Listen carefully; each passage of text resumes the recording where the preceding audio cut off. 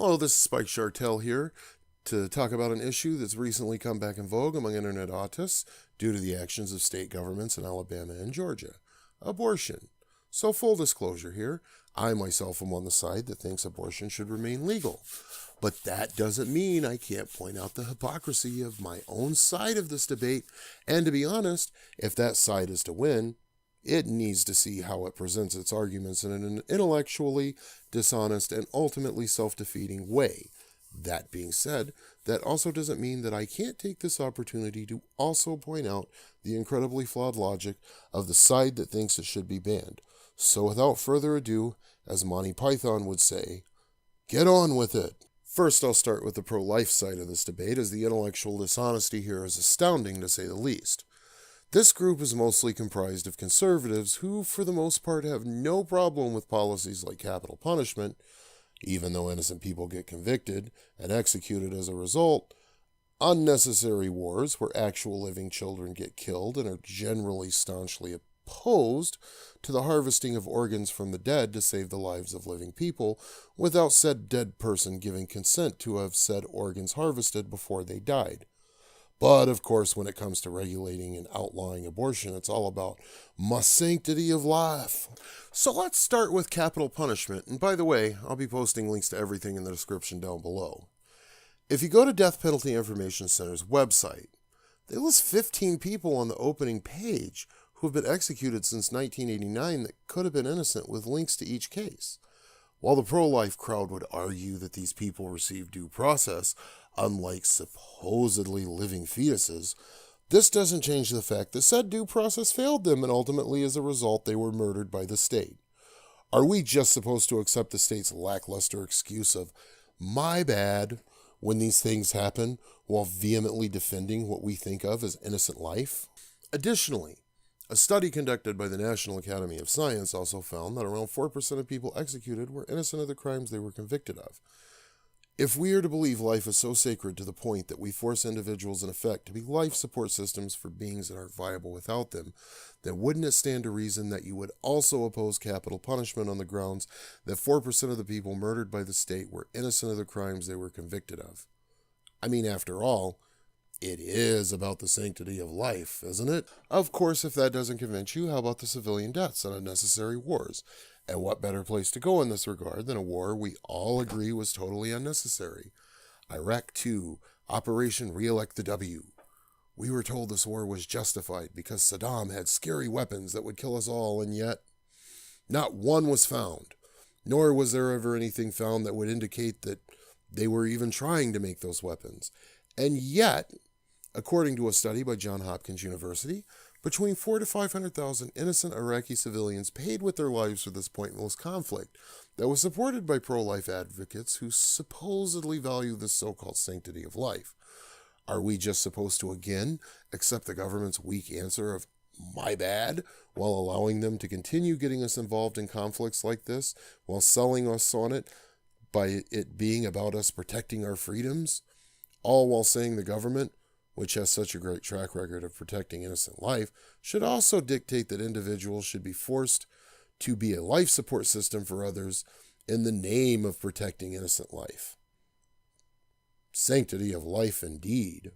Of course, if that still doesn't convince you, how about this? According to organdonor.gov, as of January of this year, there are around 113,000 people on the organ donor list waiting for an organ that could save their life. How many of those lives could be saved if we just took perfectly fine organs from the dead without having to have them consent to it while still alive? Quite a few, I'd imagine. And let's be honest, someone that's dead is no longer in need of organs. And also, let's further be honest, they're going to be long beyond being able to reasonably exercise rights. And yet, you're totally fine with granting them more body autonomy than someone that's living and breathing. All in the name of saving lives, of course, because that's what it's supposedly about. Sanctity of life indeed. In closing on this side of the video, I want to mention one other thing. It isn't a hypocrisy per se, but it is a salient point I see more than a few pro-life people make, if you don't think about it too much, and that is the issue of personal responsibility. I get it. You think abortion is the killing of a living being to shirk personal responsibility for one's actions. However, think about this. You're expecting the same government that is guilty of all the shortcomings I listed above and many more, which is hardly, if ever, held to account for any of the terrible and fucked up things they do, to be the arbiters of morality and personal responsibility. I know many of you are on the right, and as such proclaim a mistrust of government, so I have to wonder, why would you advocate for a government you claim to be incompetent, unaccountable, and corrupt to be the arbiters of such things?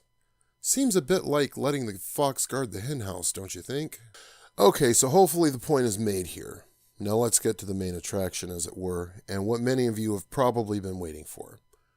The liberal hypocrisy of this debate. This will actually be a little bit easier, as most of this can be pointed out with just sheer logic, and to be honest, this is one of those cases where the liberal side isn't quite as hypocritical, but the hypocrisy is still there and is quite glaring. First, let's point out one side effect of legal abortion, and that is it allows people to opt out of unwanted pregnancy and the responsibilities that at one point came with it regardless of moral leanings. Assuming that it isn't the product of rape, which is a whole other subject, and yet, this right to opt out is only extended to one gender and one gender alone. If the man in this situation doesn't want to have a child, doesn't matter. He's forced to pay child support for 18 years, effectively making him a slave of sorts. Why is that? Well, when you bring up this issue to a liberal-minded person, you get a few weak justifications for all this rife with Orwellian doublethink goodness. One of these justifications that they'll use is they'll go on and on and on about how much more onerous pregnancy is for a woman than a man. And while there is a grain of truth to this argument, it's kind of a non sequitur due to the fact that these hardships are the direct result of actions taken by both parties and as an attempt to sidestep the question of why one party gets a right that another party doesn't. I thought liberals were supposed to be about equality. Of course, there is the classic if a man doesn't want babies, he should wear a condom argument as well, which is an attempt to say that men should just exercise more personal responsibility. But wait a sec. It isn't like the woman in this scenario didn't also fail to exercise personal responsibility. I mean, did she not also decide to have sex with someone without a condom or even birth control as well, thus making her equally, if not more, responsible for her condition due to the fact that she had more resources at her disposal to prevent it? So why is it that she should get to have the opt-out option while he's left at the mercy of her and the state? Equality indeed. Then there's the argument of, well, if men don't want to have to deal with unwanted pregnancy, then they should just get a vasectomy. This argument falls flat, though, when you realize that tubal ligation is a thing, as well as IDEs and the patch, on top of birth control. Not to mention, you are saying that a man should get a surgery to prevent something that a woman can just opt out of after the fact. This also ignores the fact that some people, like myself, have medical conditions that make getting a vasectomy difficult if outright impossible. Example, I have a blood clotting disorder that makes any kind of surgery risky.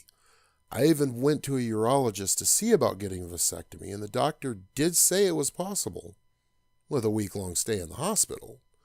And he did everything in his power to convince me to find other alternatives for birth control due to the risk involved with a surgery that wasn't necessary to keep me alive. Obviously, this is an option that is, for the most part, unavailable to an individual like myself. Are we to be denied a reproductive right because of this? Of course, there is the argument of, well, who should provide financial support for the child then? Which is basically a think of the children argument, which is an all-time favorite of despots and authoritarian-minded people. Of course, this argument falls apart when you consider that you support the idea that anyone should get to opt out of unwanted pregnancies through abortion in the first place, as the fetus, as much as most of us people on the pro-choice side don't want to admit, is a living being who didn't ask to be conceived, but was, due to the negligence on both sides of its conception. If we are to fall into the authoritarian logic well of thinking of the children, then do we not have a responsibility to think of the youngest among them? If we are going to take the stance that a double standard is okay because it somehow benefits a child, then it would logically follow that we shouldn't be supporting keeping abortion legal in the first place, outside of extreme cases like rape or a life-threatening medical condition to the mother. Equality indeed. I've saved the best example of the left's doublethink on this issue for last. And that is the all-too-real situation where many young gullible men find themselves all too often being tricked into impregnating a woman through lies and deceit for various reasons. Even when a man has been tricked into doing something he didn't want to do through lies and deception, pro-choice people, for the most part, will still give any of the various excuses I've listed previously and still blame him for not being personally responsible enough. But hold on. If he gave consent to sex to someone under false pretenses, couldn't that be considered rape from a certain point of view?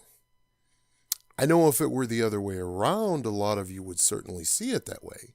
So now, you've not only justified forcing a man into taking responsibility you don't think a woman should have to, but a rape victim as well.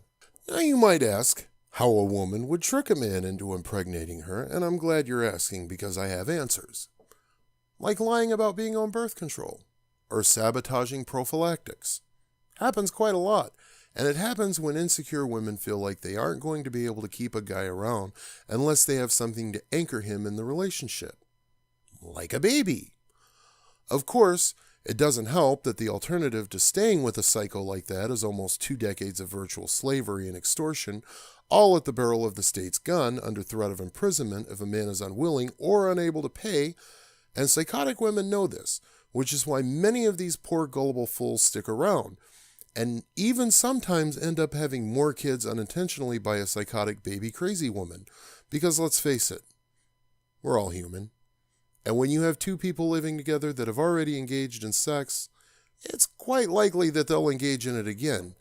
And even when deep down one person knows they've been hoodwinked by the other, because despite all of the leaps and bounds humans have made in regards to logical thinking in the last couple 100,000 years, sexual urges are ancient and powerful, as evolution found that it was an effective way to procreate our species.